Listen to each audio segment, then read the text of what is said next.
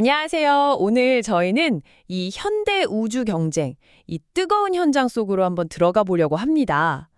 그 중심에서 요즘 정말 많은 주목을 받고 있는 기업이죠?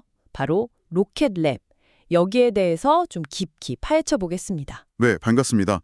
로켓랩, 정말 흥미로운 회사죠? 요즘 우주 분야 보면요. 정말 역동적이에요. 미국 정부는 물론이고 스페이스X나 블루 오리진 같은 민간 기업들, 또 방위 산업체까지 뛰어들어서 기술 우위, 또 새로운 상업적 기회, 그리고 전략적 중요성 이런 걸 확보하려고 아주 치열하게 경쟁하고 있잖아요. 맞아요.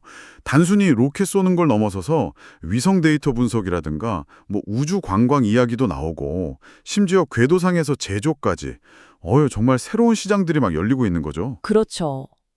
이런 격동의 시기 속에서 로켓랩은 이미 미국 내에서는 스페이스X 다음으로 가장 많이 발사 서비스를 제공하는 기업으로 확실히 자리를 잡았어요. 네, 2위 자리를 굳건히 하고 있죠. 여기서 자연스럽게 이런 질문이 생기더라고요.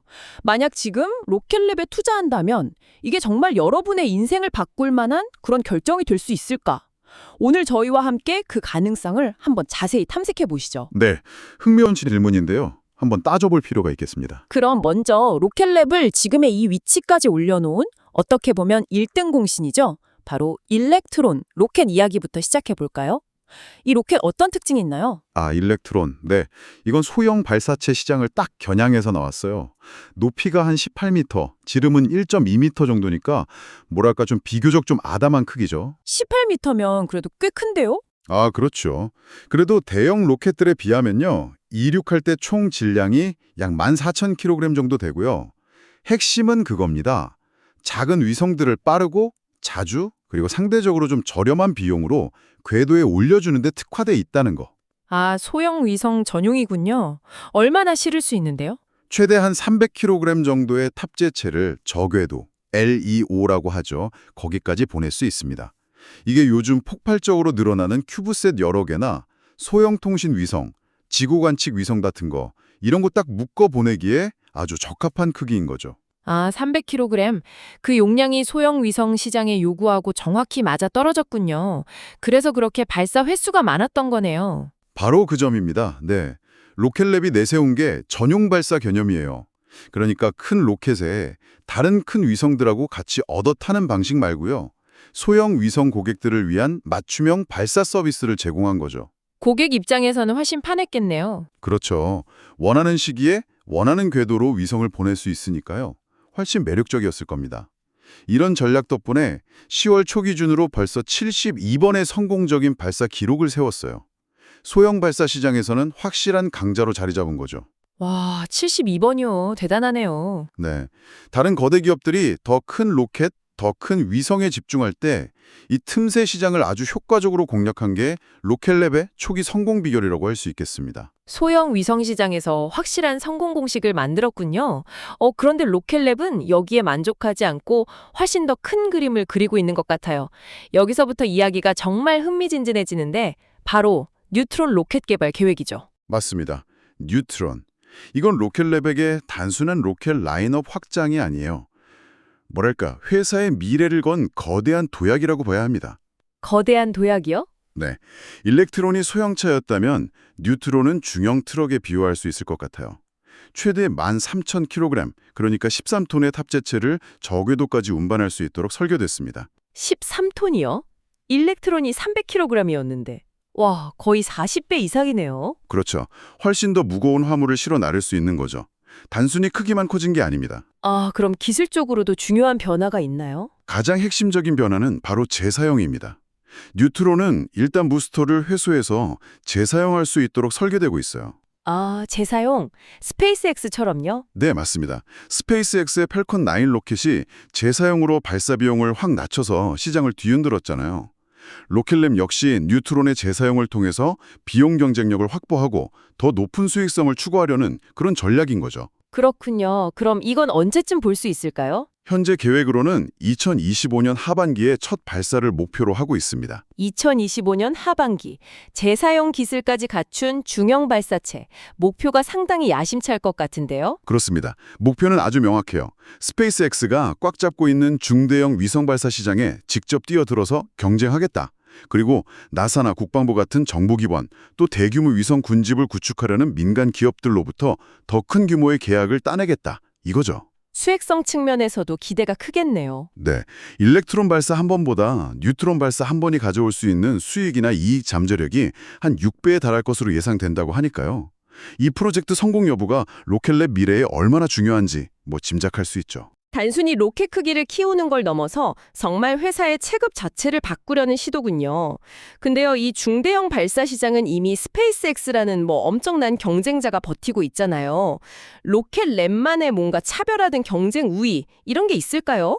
그냥 재사용 로켓이라는 거 말고 다른 비장의 무기 같은 거요. 그거 아주 중요한 질문입니다.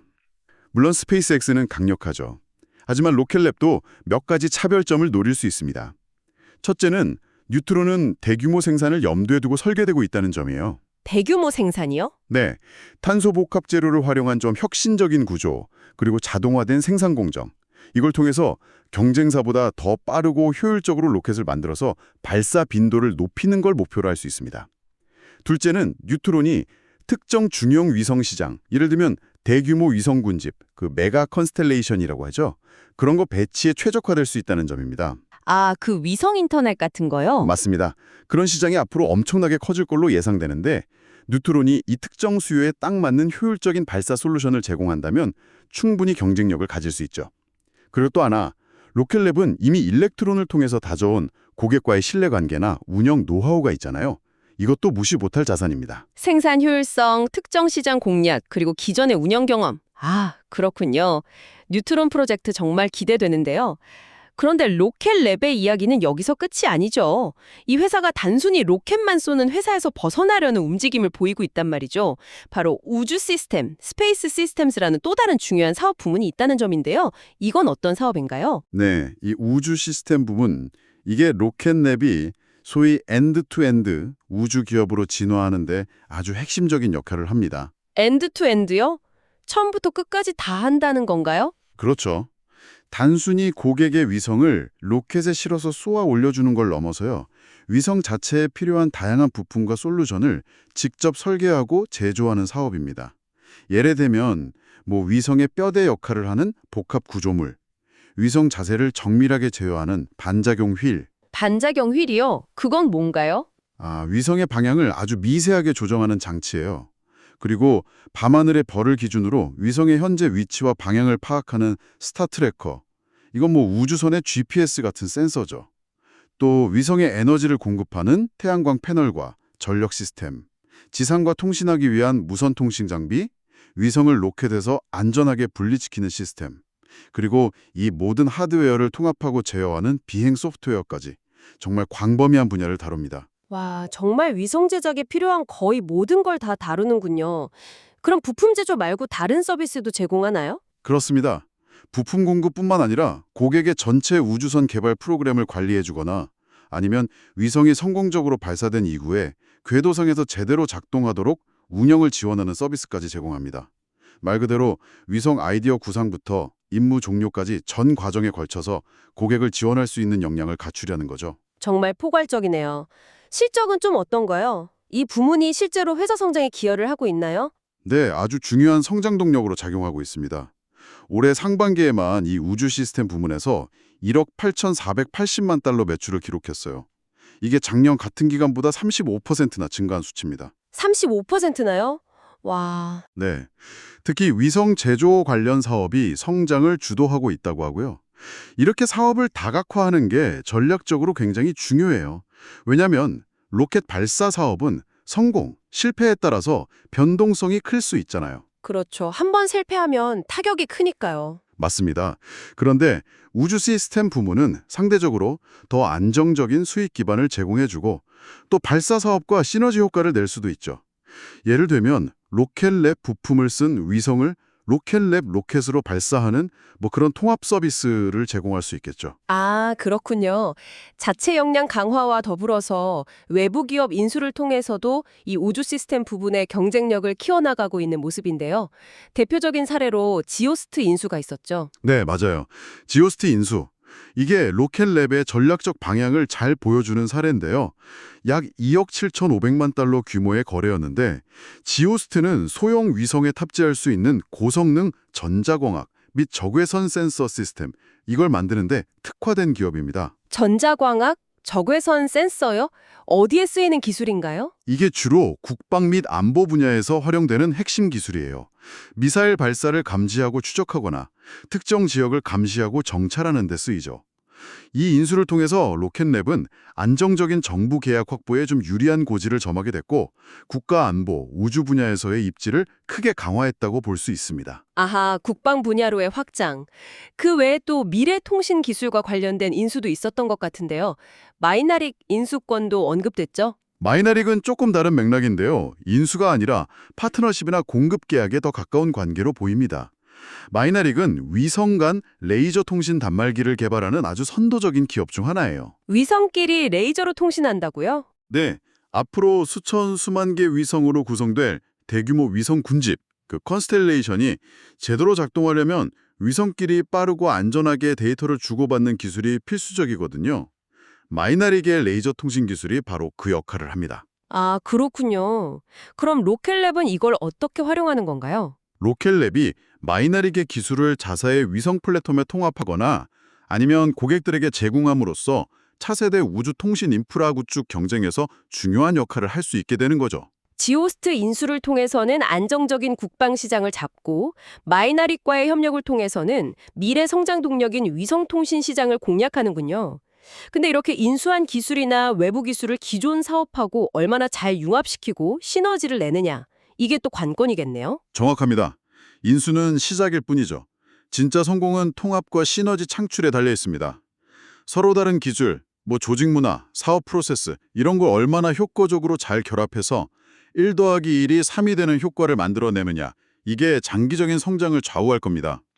특히 로켓랩처럼 빠르게 성장하고 여러 기술을 막 통합하려는 기업에게는 이 통합 능력이 정말 핵심 경쟁력이 될 수 있어요. 이런 미래 성장 전략과 더불어서 현재 로켓랩의 재정적 안정성을 보여주는 지표 중 하나가 바로 수주 잔고일 텐데요. 현재 상황은 좀 어떤가요? 네, 로켓랩은 상당히 큰 규모의 수주 잔고를 확보해서 미래 사업에 대한 가시성을 높이고 있습니다. 2분기 말 기준으로 보면요. 총 수주 잔고가 약 9억 9,540만 달러, 거의 10억 달러에 육박하는 수준이에요. 10억 달러요? 와, 엄청나네요. 그렇죠.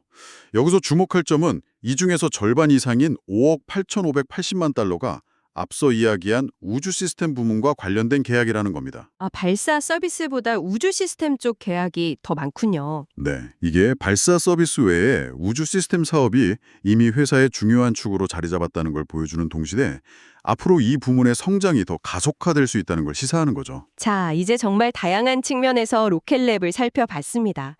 그럼 맨 처음에 던졌던 질문으로 다시 돌아가 볼 시간인 것 같아요. 로켓랩에 대한 투자가 정말 여러분의 인생을 바꿀 만한 잠재력을 지니고 있을까요? 잠재력과 현실적인 기대, 이걸 좀 구분해서 생각해 볼 필요가 있습니다. 가상 시나리오를 한번 그려볼 수는 있겠죠. 만약에 당신이 로켓랩에 한 2만 달러를 투자했다고 쳐요. 그리고 아주 운 좋게 이 투자가 연평균 20%라는 놀라운 수익률을 기록하면서 25년 동안 복리로 불어난다고 가정을 해봅시다. 연 20%씩 25년이요? 네, 그러면 25년 뒤에는 원금이 약 190만 달러, 우리 돈으로 하면 20억 원이 훌쩍 넘는 금액이 될 수 있어요. 이론적으로는 엄청난 수익이죠. 자, 그럼 로켓랩이 과연 그런 수익률을 장기간 달성할 수 있을까요? 불가능하다고 단언할 수는 없습니다. 특히 아까 계속 강조했던 뉴트론 로켓 개발이 성공적으로 이루어지고 또 상업 발사 시장에서 성공적으로 안착한다면 회사의 성장 곡선은 지금과는 비교할 수 없을 정도로 가팔라질 수 있습니다. 그럴 경우엔 초기 투자자에게는 정말 엄청난 보상이 돌아갈 수도 있겠죠. 하지만 그 만약이라는 가정에는 항상 위험이 따르는 법이죠. 이게 무조건 성공한다 이런 보장은 없는 거 아닌가요? 당연하죠. 투자의 세계에서 확실한 것은 존재하지 않습니다. 특히 우주산업은 본질적으로 아주 높은 위험을 내포하고 있어요. 로켓 발사는 단 한 번의 실패가 큰 타격으로 이어질 수 있고 또 복잡한 기술 개발 과정에서 예기치 못한 지연이나 문제가 발생할 수도 있고요. 경쟁도 치열하고요. 맞습니다. 스페이스X를 필두로 한 기존 강자들과의 경쟁은 더 치열해질 거고 새로운 경쟁자들이 계속해서 등장할 가능성도 있습니다. 게다가 로켓랩 주가는 이미 지난 몇 년간 미래에 대한 기대감을 반영하면서 상당히 올랐어요. 따라서 현재 주가 수준이 이미 미래 성공 가능성을 상당 부분 좀 반영하고 있을 수도 있다. 이 점도 고려해야 합니다. 그렇다면 로켓랩 투자를 고려하는 분들에게 어떤 조언을 해주시겠어요? 가장 중요한 건 분산 투자의 원칙을 절대 잊지 않는 겁니다.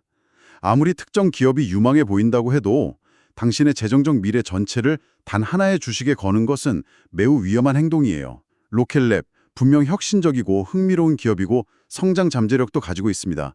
하지만 투자는 항상 좀 균형 잡힌 시각으로 접근해야 합니다. 포트폴리오의 일부로 생각해야 한다는 말씀이시죠? 네, 그렇죠.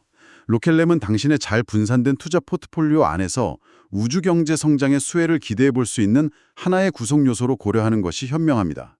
로켓랩에 투자한다는 건 단순히 한 기업의 성공에 베팅하는 걸 넘어서 불확실하지만 거대한 잠재력을 지닌 미래 우주 경제라는 큰 그림에 참여하는 것이다. 이렇게 이해하는 편이 좋겠습니다.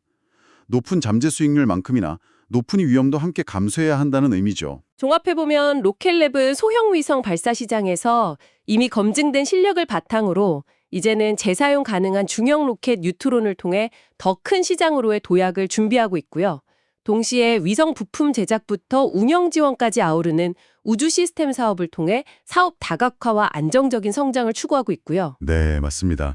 잠재력은 분명 존재합니다. 그 잠재력이 현실화될지는 뉴트론 로켓을 계획대로 성공시킬 수 있는지, 그리고 치열한 경쟁 환경 속에서 어떻게 자신만의 길을 개척해 나갈 것인지에 달려있다고 볼 수 있겠죠. 다행히 꾸준히 성장하는 우주 시스템 부문과 든든한 수주 잔고는 앞으로 겪을 수 있는 어려움 속에서 어느 정도 완충 역할을 해줄 수 있을 것으로 기대됩니다. 네, 빠르게 팽창하는 상업 우주 시대에 로켓랩이 매우 중요한 플레이어 중 하나라는 점은 분명해 보입니다. 앞으로 이 기업이 또 어떤 혁신을 보여줄지 계속 주목해 볼 필요가 있겠습니다. 마지막으로 오늘 나눈 이야기에서 한 걸음 더 나아가서 생각해 볼 만한 질문을 하나 던져드리고 싶습니다. 우리가 지금까지 로켓랩의 재무 상태나 로켓 기술 자체에 좀 집중했다면 이제는 시야를 좀 넓혀서 우주 경제를 지탱하는 인프라라는 관점에서 접근해 보는 건 어떨까요? 인프라 관점이요? 네. 앞으로 우주가 통신, 데이터 처리, 지구 관측 등 지상에서의 우리 삶과 점점 더 밀접하게 연결될수록 단순히 위성을 쏘아 올리는 발사 기업 외에 과연 어떤 종류의 기술과 서비스를 제공하는 기업들이 이 새로운 시대에 없어서는 안 될 그런 필수적인 존재로 부상하게 될까요? 어쩌면 그 답을 찾는 과정에서 로켓랩과는 또 다른 흥미로운 투자 기회를 발견하게 될지도 모릅니다. 한번 깊이 고민해 볼 만한 질문이라고 생각합니다.